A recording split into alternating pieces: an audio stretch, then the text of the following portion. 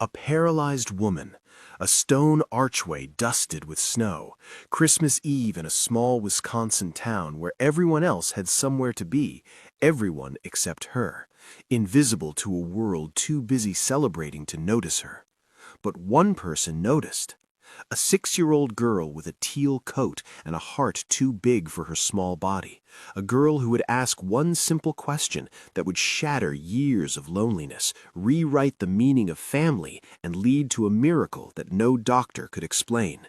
Before we continue, please tell us, where in the world are you tuning in from? We love seeing how far our stories travel. Ember Drake tugged her father's hand, her breath forming small clouds in the December air. "Can we go to Rosie's?" Ember asked, bouncing on her heels. "Already made a reservation. Let's go, kiddo." They walked toward the park entrance, Ember chattering about what Santa might bring her, about whether reindeer really ate carrots, about 100 other things that 6-year-olds wonder about on Christmas Eve. But as they approached the stone archway, Ember fell silent. Her steps slowed. Lawson noticed immediately. "Ember, what's wrong?" Ember stared ahead, her brow furrowed in that way that made her look far older than 6. "Daddy," she whispered, "that lady was here when we came in." Lawson followed her gaze. The woman was still there. 2 hours had passed. Families had come and gone. The park had grown quieter as people headed home to warm dinners and wrapped presents. Vendors were packing up their carts. The ice rink would close soon. But this woman remained in the exact same spot, alone, watching the Christmas tree lights flicker in the distance. "She's been here the whole time," Ember said, her voice small and serious, "all by herself." Lawson looked at the woman properly for the first time. He saw the way her shoulders hunched against the cold, the way her eyes glistened with something that looked like grief, the way she seemed to be waiting for something or someone who wasn't coming. Before he could say anything, Ember let go of his hand. "Ember," he started, but she was already moving, her small boots crunching through the snow as she approached the woman. The woman looked up, startled, as this tiny girl in a teal coat and matching mittens stopped in front of her wheelchair. "Hi," Ember said, her voice clear and earnest. "I'm Ember. I saw you when me and my daddy came to the park, and you were sitting here all alone. And now we're leaving, and you're still here all alone." The woman blinked, as if trying to process that someone was actually speaking to her. Ember tilted her head, her brow furrowed with concern. "Don't you have anybody to spend Christmas with?"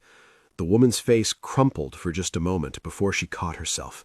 When she spoke, her voice was soft, barely audible above the distant music. "No, sweetheart, I don't." Ember nodded slowly, processing this information with the gravity only a 6-year-old could muster. Then her face brightened.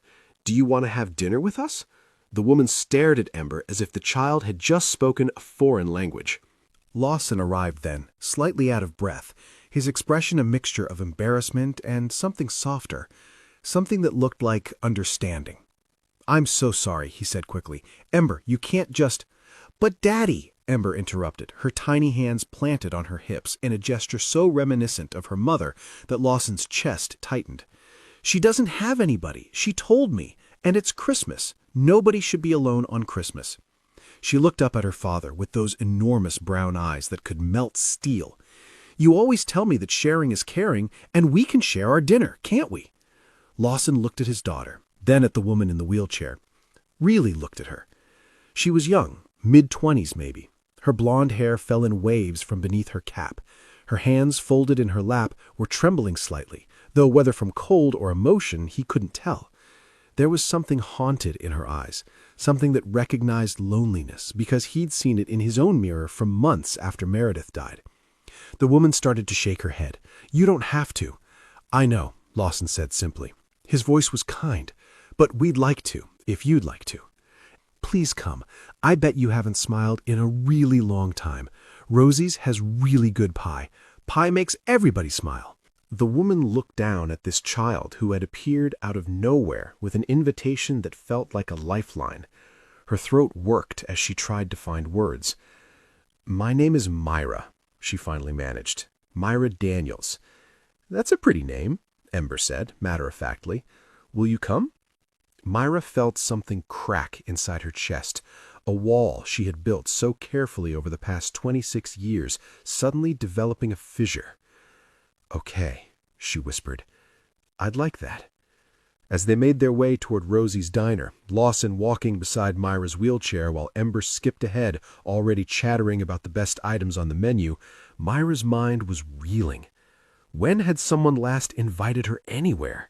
When had someone last noticed she existed? 3 years. 3 years since the accident that had stolen her legs, her career, her identity. 3 years since Adrian had looked at her with pity instead of love and quietly ended their engagement. 3 years of physical therapy appointments that led nowhere, of disability checks that barely covered rent, of empty apartments and emptier days. And before that, a lifetime of foster homes where she'd never been wanted. 7 different houses by the time she was 12. 7 families who had made it clear she was temporary, a responsibility, a burden. Dance had been her escape, the only place she'd ever felt beautiful, valued, seen. She'd clawed her way out of the system through scholarships and sheer desperation, landed a position with the Milwaukee Contemporary Dance Company by 23. For 3 glorious years, she'd had a life, a purpose, a future. Then a teenager had fallen asleep at the wheel. Myra's car had been hit so hard that the steering column had crushed into her chest. Her spinal cord had survived, but barely. Incomplete paralysis, the doctors had called it. Some sensation remained, some limited movement, but her dancing days were over. So was everything else, apparently. Tonight, she'd come to the park because staying in her apartment felt unbearable. Christmas was the worst day of the year when you had no one. She'd told herself she'd just watch the lights for a bit, feel like part of the world even if she was only observing from the outside. But watching had only made it worse. She'd been about to leave when a small voice had interrupted her thoughts. "Do you want to have dinner with us?" Now she was rolling toward a diner with a man and his daughter who were strangers, and she couldn't remember the last time she'd felt anything remotely like hope. Rosie's Diner was exactly what its name promised. The smell of home cooking filled the air, roasted turkey, fresh baked bread, cinnamon and sugar. A hostess led them to a window booth, helping Myra transfer from her wheelchair to the seat. Lawson folded the wheelchair and set it aside. The first few minutes were awkward. Myra wasn't used to conversation anymore. Her social skills had grown rusty from months of isolation. She kept waiting for them to realize they'd made a mistake, to find an excuse to end the evening early. But Ember had a way of filling silences with questions that demanded answers. "What's your favorite color?" Myra blinked. "Teal." Ember's eyes went wide. "Really? Daddy, did you hear that? Teal is my favorite too. That's why I picked this coat. I told Daddy I wanted to look like the ocean." A small smile tugged at Myra's lips. "You do look like the ocean. A very cute ocean." Ember giggled and bounced in her seat. "What's your favorite animal?" "I've always loved butterflies." "Because they're pretty?" "Because they transform," Myra said, the words slipping out before she could stop them. "They start as one thing and become something completely different." Ember considered this with remarkable seriousness for a 6-year-old. "Like magic?" "Something like that." "What were you before you transformed?" Myra's throat tightened. She glanced at Lawson, who was watching her with kind eyes that held no pity, just curiosity, just openness. "I was a dancer," soft Myra said. "A princess, like in the movies?" "Not quite," Myra said, a sad smile crossing her face, "but I loved it. Dancing was everything to me." "What happened?" "Ember," Lawson said gently, "that might be a personal question." "It's okay," Myra said, though her voice wavered slightly. She was surprised to find that she wanted to answer, wanted someone to know. "I was in a car accident 3 years ago. My spinal cord was damaged. Incomplete paralysis, they call it. I can still feel my legs, and I can move them a little, but they can't support my weight. That's why I'm in this chair." Ember's face fell. She looked at the wheelchair folded against the wall, then back at Myra's face. Her lower lip began to tremble. "Does it hurt?" "Sometimes," Myra admitted, "but not as much anymore." Ember didn't say anything. She just slid out of her seat, walked around to Myra's side of the booth, and wrapped her arms around Myra in a fierce hug. "I'm sorry you got hurt," Ember mumbled into Myra's sweater. "And I'm sorry you don't have anybody. That's the saddest thing I ever heard." Myra felt tears slip down her cheeks before she could stop them. She couldn't remember the last time someone had hugged her, couldn't remember the last time someone had cared enough to be sad for her. "Thank you, Ember," she managed to say, her voice breaking.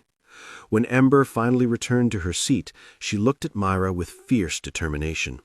"You have us now, right, Daddy?" Lawson had been watching the exchange quietly, something unreadable in his expression. When Ember addressed him, he seemed to come back to himself. "Right," he said softly. "She has us now." The rest of dinner passed in easier conversation.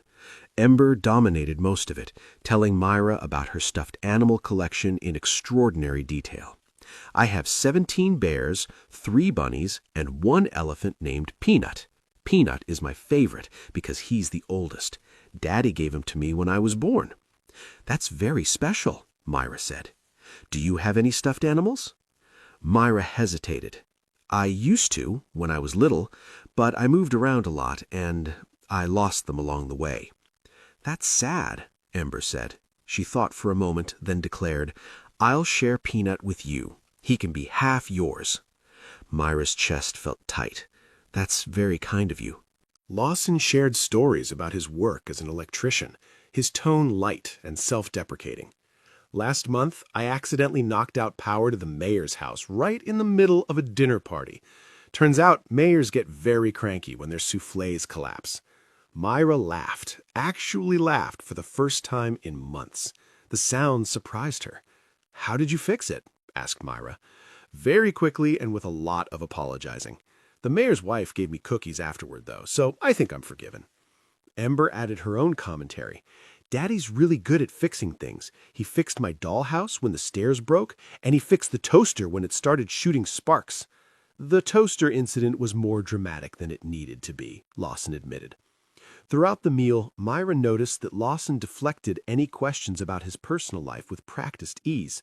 When she asked about Ember's school, he answered. When she asked about Cedarbrook, he told her about the town's quirks and characters. But when she gently asked, "Is Ember's mother?" he simply said, "It's just the two of us now," and changed the subject. Myra understood. She didn't push. Some wounds were too fresh to share with strangers, even kind strangers who invited you to dinner. When the meal ended and the waitress brought the check, Lawson insisted on paying. "You're our guest," said Lawson when Myra tried to protest. Ember had fallen asleep in the booth, her head resting against Myra's arm. The gesture was so trusting, so natural, that Myra's throat tightened again. "She likes you," said Lawson softly, looking at his daughter with such tenderness that Myra had to look away.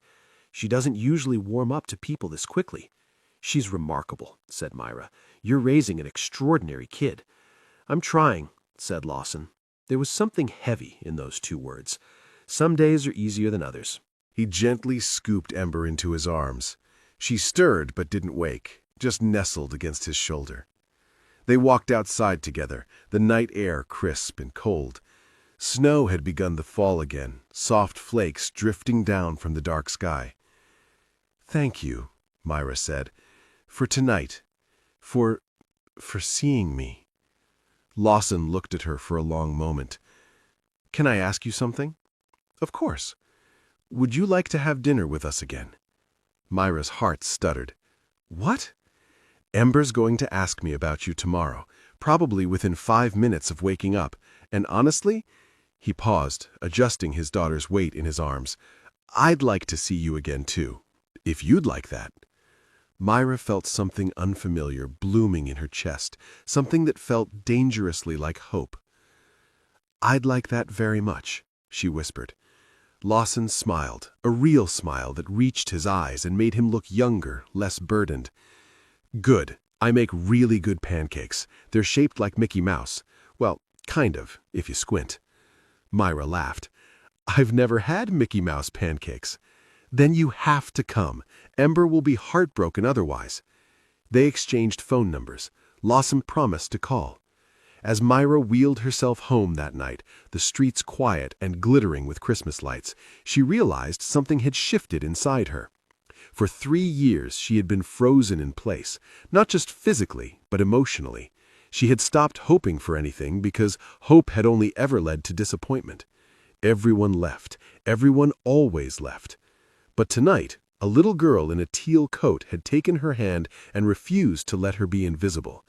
And maybe, just maybe, that was the beginning of something. Lawson called on New Year's Day. "Ember won't stop asking about you," he said, and Myra could hear the smile in his voice. "She wants to know if you like Mickey Mouse pancakes." "I told you I've never had them." "Then you have to come. She'll be heartbroken otherwise. How does this afternoon sound?" Myra found herself at Lawson's modest house a few hours later, her heart beating faster than it should as she wheeled up the ramp he'd clearly built himself. The house was small but warm, filled with the smell of pancakes and the sound of Ember's laughter. "Myra!" Ember shrieked when she opened the door, launching herself at Myra for a hug. "You came! You came!" "Of course I came," Myra said, hugging her back. "I wouldn't miss Mickey Mouse pancakes." The kitchen was chaos in the best possible way. Lawson stood at the stove, flour dusting his shirt, a spatula in one hand. Ember was helping, which seemed to involve getting flour on every available surface. "Daddy, you're doing it wrong," Ember insisted. "The ears are too small." "The ears are fine," Lawson protested. "They're baby ears. Mickey doesn't have baby ears." Myra laughed, and both Drakes turned to look at her with matching grins. "You're on Ember's side, aren't you?" Lawson said with mock offense. "The ears are a little small," Myra admitted. Ember pumped her fist in victory. "See? Myra knows about ears." After breakfast, which featured slightly improved ear proportions, Ember ran off to find Peanut the elephant, insisting Myra needed to meet him properly. Lawson and Myra were left alone in the living room. The silence stretched between them, comfortable but weighted with unspoken things. Myra noticed what the house didn't have. No family photos on the walls, no pictures of a woman who should be there, just a few framed drawings that Ember had clearly made, and a single photograph of Lawson and Ember at what looked like a beach. "Can I ask you something?" Myra said finally.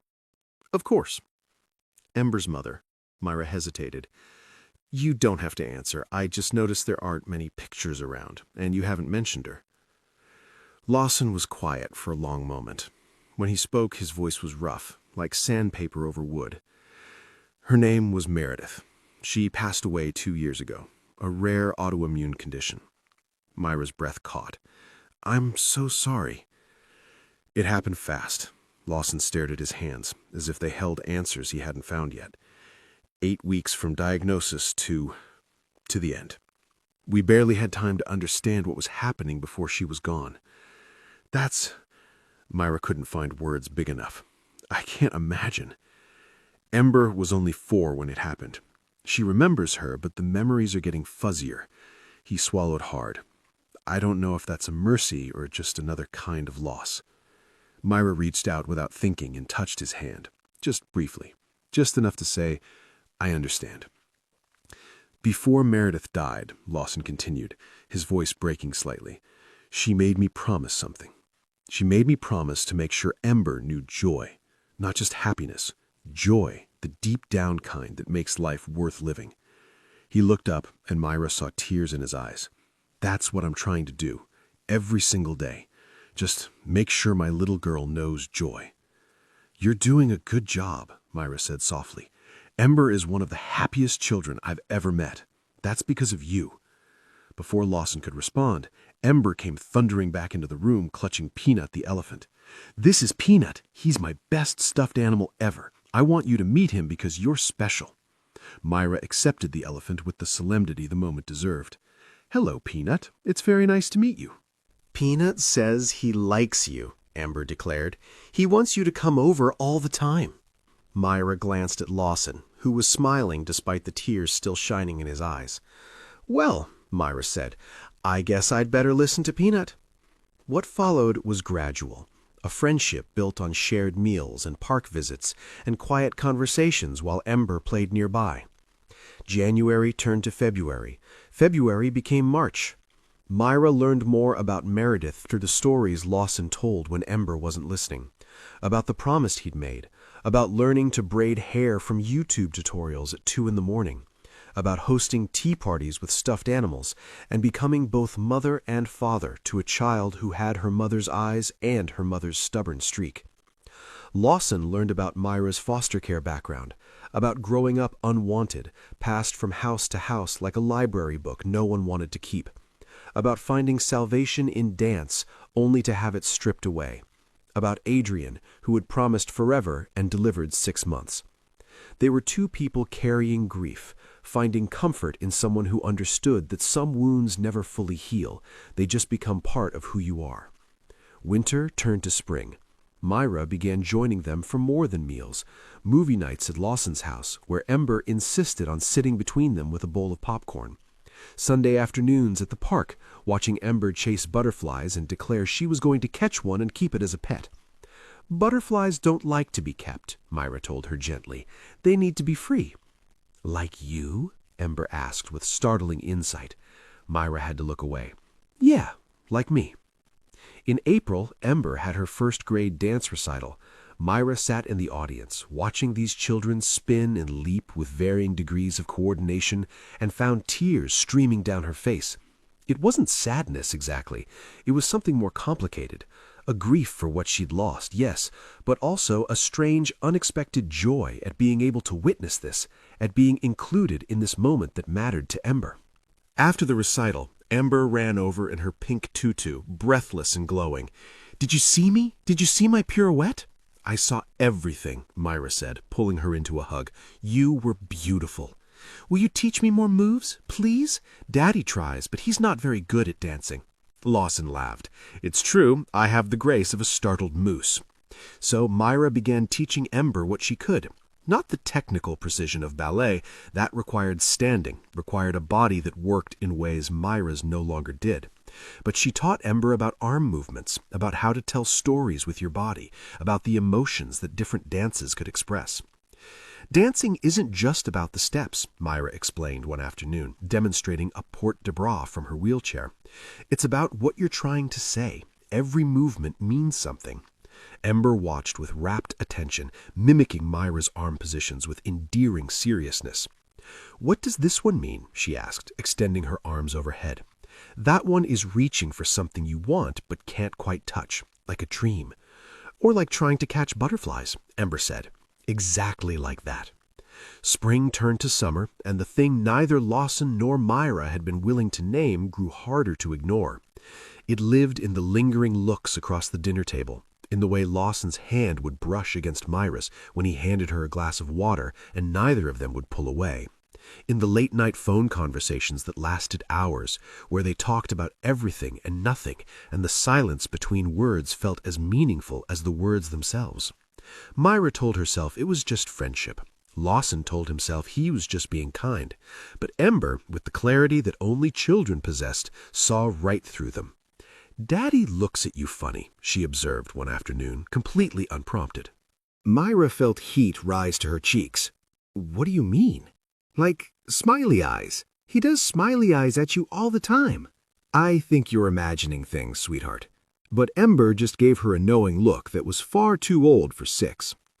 In July, on a morning when Lawson was making waffles and Ember was theoretically setting the table, but actually just arranging the napkins into elaborate shapes, she asked the question that changed everything. "Are you and Myra going to get married?" Lawson choked on his coffee. "What? Ember, where is this coming from?" "Because you love her," Ember said matter-of-factly, as casually as if she were discussing the weather. "And she loves you, I can tell. And when people love each other, they get married. That's how it works." It's more complicated than that, sweetheart." Ember fixed him with a look that would have made her mother proud. "No, it's not. You're just scared." Lawson opened his mouth to argue, but Ember wasn't finished. "Mommy would want you to be happy," she said, her voice suddenly serious. "And Myra makes you happy. I can see it. You smile more now. Real smiles, not the sad ones you used to do." Lawson stared at his daughter, this tiny person who had inherited her mother's wisdom and her mother's stubborn streak, and felt something break open in his chest. She was right about all of it. He was in love with Myra Daniels. Somewhere between Mickey Mouse pancakes and late-night phone calls, between watching her teach his daughter about dance and listening to her laugh at his terrible jokes, he had fallen completely, irrevocably in love. And he was terrified, because he'd already lost one person he loved. He knew what that pain felt like, knew how it could hollow you out and leave you gasping for air in the middle of ordinary moments. But he also knew what Meredith had told him in those final days. "Don't let grief make you small," she had whispered. "Don't let it keep you from living. Promise me you'll keep your heart open." He had promised. And now here was Ember, their daughter, giving him permission to keep that promise. "You're right," Lawson said softly. "I am scared. But maybe it's time to be brave." Ember grinned. "So you are going to marry her?" "I'm going to ask her. There's a difference." "She'll say yes," Ember said with absolute certainty. "I know she will." "How do you know?" "Because she does smiley eyes at you too, Daddy, all the time." Lawson began planning the proposal for Christmas Eve exactly 1 year after the night they'd met. The symmetry felt right. The location would be Riverside Park, at the stone archway where Ember had first approached Myra's wheelchair. He bought a ring. Nothing extravagant, Myra wouldn't want that, but beautiful in its simplicity. A diamond set in white gold, delicate and timeless. He told Ember, who promptly became the worst secret keeper in Wisconsin. "I know something you don't know," she would sing-song to Myra during their visits. "Oh yeah? What's that?" "I can't tell you. It's a secret, but it's a really good secret, the best secret ever." Myra would laugh and ruffle Ember's hair, assuming it was some childhood game. She had no idea. But Myra had a secret of her own. 2 weeks before Christmas Eve, Myra was at her regular physical therapy appointment with Ingrid, her therapist of 3 years. They were going through the same routine they'd followed dozens of times: stretches, exercises, maintenance work to keep her muscles from atrophying further. Neither of them expected anything to change. Then Ingrid noticed something. "Myra, hold on." She frowned, pressing her fingers against Myra's calf. "Can you feel this?" "A little," Myra said. She had always retained some sensation in her legs. That was normal for incomplete paralysis. "Why?" Ingrid moved her hand lower to a spot just above Myra's ankle, an area that had been completely numb since the accident. "What about here?" Myra's breath caught. She could feel it. Not fully, not sharply, but unmistakably. That's new," she whispered. Ingrid's eyes widened. "I need to run some tests. Don't move." The next hour passed in a blur of assessments and measurements, reflex tests, sensation mapping, strength evaluations. Finally, Ingrid sat back, her expression caught between professional caution and genuine excitement. "Myra, I need you to not get your hopes up too much, but I think your nerve pathways have been regenerating." Myra stared at her. "What does that mean?" "It means the damage to your spinal cord wasn't as permanent as we thought. Sometimes, very rarely, the nervous system can heal spontaneously over time, so gradually that no one notices until suddenly there's a measurable difference." "So I can feel my ankle." "You can feel your ankle, and possibly more." Ingrid leaned forward. "With intensive rehabilitation, and I mean intensive, Myra, multiple sessions per week, there's a real possibility you could regain significant function." Myra's heart was pounding so hard she thought it might break through her ribs. "How significant?" "I don't want to make promises, but—" Ingrid paused. "I think you might be able to walk again." The words hung in the air between them. Walk. For 3 years, Myra had accepted her wheelchair as permanent. She had built her identity around it, grieved the loss of her mobility, made peace with a future on wheels. And now this woman was telling her that future might change. "I need to see a neurologist," Myra said, her voice shaking. "I need more tests. I'll make the referrals today. But Myra, Even if the tests confirm what I think they will, this won't be easy. Relearning to walk after 3 years, it's going to be the hardest thing you've ever done. I don't care. I don't care if it's hard. I need to know if it's possible. The neurologist confirmed it 3 days later. Spontaneous neurological recovery, extraordinarily rare, a medical near miracle. With intensive physical therapy, Myra had a real chance. She sat in her car in the hospital parking lot afterward, staring at the paperwork in her shaking hands, and made a decision. She wouldn't tell Lawson. Not yet. It wasn't that she didn't trust him. It was that she didn't trust this, didn't trust Hope. Hope had betrayed her too many times before. What if she failed? What if she worked for weeks and couldn't do it? What if she got his hopes up and then crushed them? But there was another reason, one that lived deeper in her heart. If she could do this, if she could actually walk again, she wanted it to be a gift. Ember had let something slip the week before. "Daddy's planning something special for Christmas," she had said, then immediately clapped her hand over her mouth. "I wasn't supposed to tell you that." Myra had a feeling she knew what that something special might be. And if Lawson was going to propose, if he was going to ask her to be his wife, to be Ember's mother, then she wanted to give him something in return. She wanted to walk to him. The next 2 weeks were the hardest of Myra's life.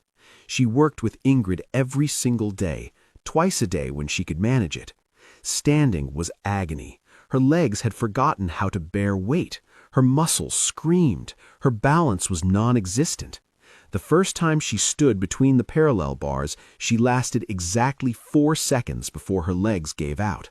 She cried that night, cried until her throat was raw and her eyes were swollen. But the next day she tried again. 4 seconds became 10. 10 became 30. 30 became a full minute. Then came the steps. 1 step between the bars, her arms taking most of her weight. Then 2. Then 3. Each one felt impossible. Each one felt like climbing a mountain with broken legs. But she kept going. She practiced in secret, scheduling her sessions for times when she knew Lawson would be at work. She lied and said she was trying out forearm crutches just to see. He'd looked at her with hope and concern, but hadn't pushed for details. On December 22nd, 2 days before Christmas Eve, Myra took 12 steps without the parallel bars. 12 unsteady, trembling, miraculous steps across Ingrid's therapy room. She collapsed afterward, sobbing into her hands, while Ingrid held her and whispered, "You did it. You actually did it. I need to do it again. I need to be sure." So she practiced, again and again, walking the length of the room, learning how to trust her legs, learning how to move in a way she hadn't moved in 3 years. On Christmas Eve morning, she woke up with a plan. She wouldn't bring her wheelchair tonight, just her forearm crutches. And when Lawson proposed, because she knew in her bones that he would, she would give him his answer in the most spectacular way possible. She would walk. Christmas Eve arrived cold and clear, the sky the color of winter twilight. Myra met Lawson and Ember at Riverside Park, her heart pounding beneath her coat. Ember was practically vibrating with excitement. "This is going to be the best Christmas ever," she kept saying. "The best one." "Ember," Lawson said warningly, "remember what we talked about." I know, it's a secret." She minded zipping her lips, then immediately added, "But it's a really good secret." Myra laughed, though her hands were trembling on her crutches. She'd told Lawson she was trying them out, and he'd accepted the explanation with cautious optimism.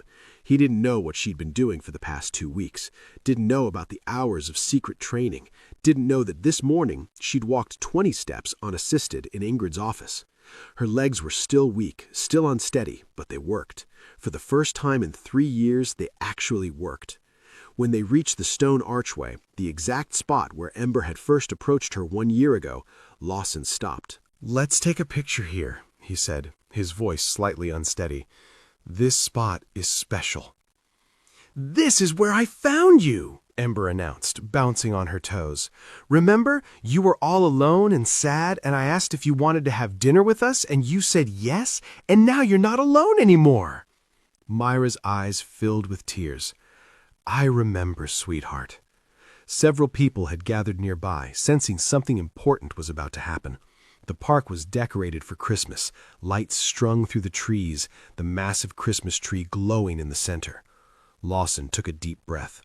Then he lowered himself to one knee in the snow. Ember squealed. A woman nearby gasped. "Myra," Lawson began, his voice thick with emotion. "1 year ago, my daughter did something brave and kind. She saw a stranger who was hurting, and she refused to look away. She brought you into our lives, and I cannot imagine our lives without you anymore." Myra's hands flew to her mouth. "I know we've both lost a lot. I know we've both been broken in ways that don't fully heal, but I've learned this year that broken things can still be beautiful, that two people carrying grief can also carry joy." He pulled out a small velvet box and opened it to reveal a simple diamond ring that caught the Christmas lights and threw them back in 1,000 directions. "Myra Daniels, will you marry me?" For a moment, Myra couldn't speak, couldn't breathe. She looked at this man kneeling in the snow, at the little girl bouncing beside him with barely contained excitement, at the ring glittering in his trembling hand. And then she made her decision.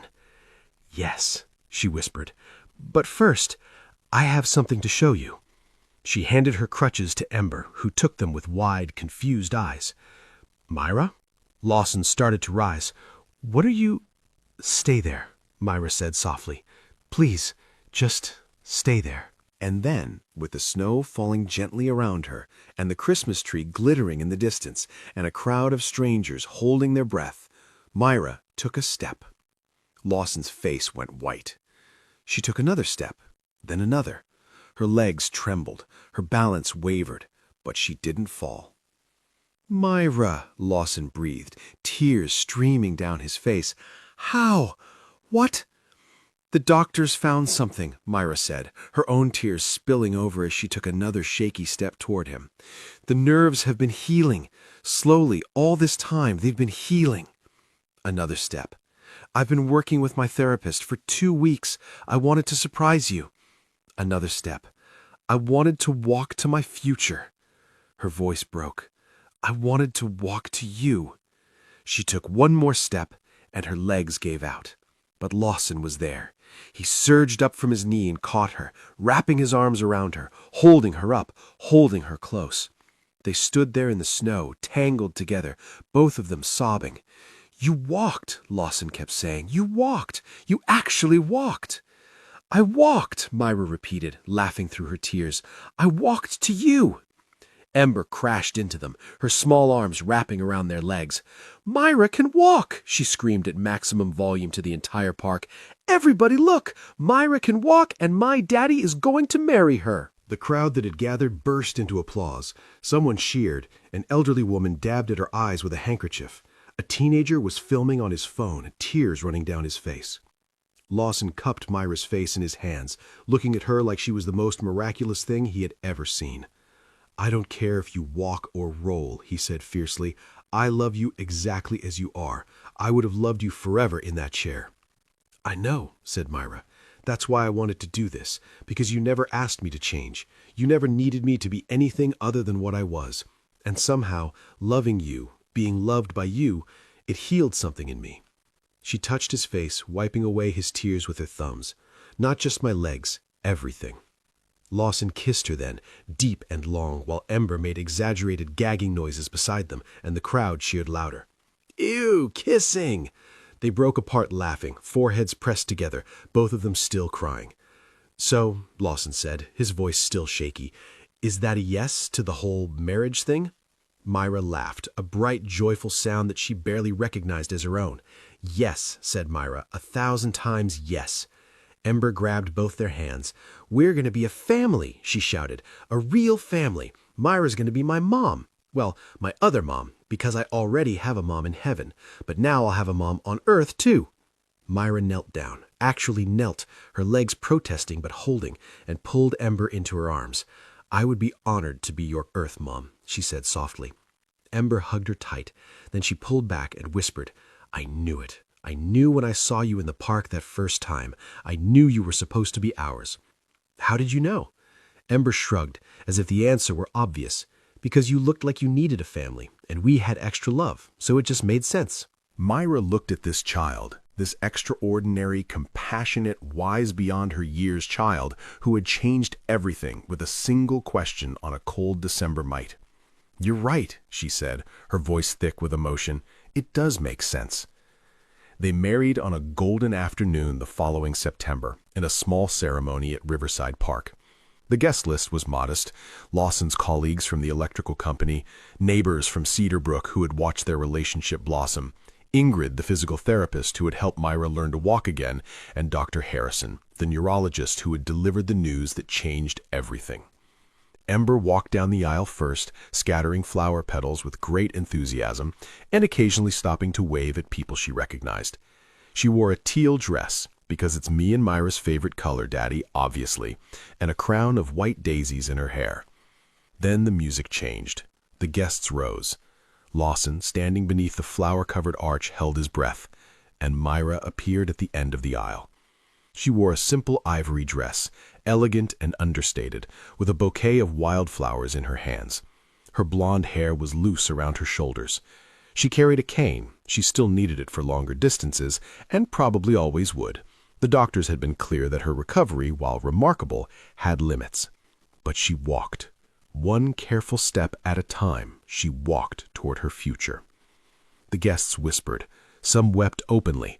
Ember bounced at the altar, barely containing herself. Lawson's mother stood nearby, ready to help if needed, but Myra moved forward on her own. When she finally reached Lawson, he took her hands in his, tears streaming down his face. "You walked," he whispered. "I walked," she said, "to you, always to you." The ceremony was simple but heartfelt. Their vows spoke of loss and healing, of second chances and unexpected gifts, of a little girl who had brought them together with one brave question. When the officiant pronounced them husband and wife, Ember didn't wait for permission. She launched herself at both of them, wrapping her arms around their waists. "We're a family now," she said, her voice filled with wonder. "A real family." Myra looked down at her daughter, and felt something she had never truly felt before in her 27 years of life. Home. She was finally home. Not in a place, not in a building, but in the arms of a man who loved her exactly as she was, and a child who had chosen her before anyone else did. She had spent her entire life being unwanted, passed from foster home to foster home, abandoned by her father before she could remember his face, left behind when her body stopped working the way it should. But now, because a 6-year-old girl had refused to let a stranger be invisible on Christmas Eve, she had everything she never dared to dream of. A husband who saw her strength instead of her brokenness, a daughter who loved her unconditionally, and legs that, against all medical odds, had remembered how to carry her forward into a future she'd stopped believing in. As the reception continued and the September sun painted the sky in shades of gold and rose, Myra stood with Lawson's arm around her waist, watching Ember dance with wild abandon to music only she could hear. "What are you thinking about?" Lawson asked softly. Myra smiled. "I'm thinking about butterflies." "Yeah? You remember what I told Ember about how they transform?" "I remember. I used to think that's what I needed to do. Transform into something completely different, someone who could dance again, someone who wasn't broken." She turned to look at her husband. "But I was wrong. I didn't need to transform. I just needed someone to see that even broken things can be beautiful. Even broken things can fly." Lawson kissed her forehead. "You were always beautiful. I just helped you remember." Ember ran over, breathless and glowing. "Myra, Daddy, come dance with me." "I don't know if I can dance like you do, sweetheart," Myra said. "That's okay. You can dance however you want. Dancing isn't about the steps, remember? It's about what you're trying to say." Myra laughed, that bright, free laugh that still surprised her when she heard it. "You're absolutely right." She took Lawson's hand, took Ember's hand, and there, in Riverside Park, under the same trees where a lonely woman had once sat in a wheelchair on Christmas Eve, Myra danced.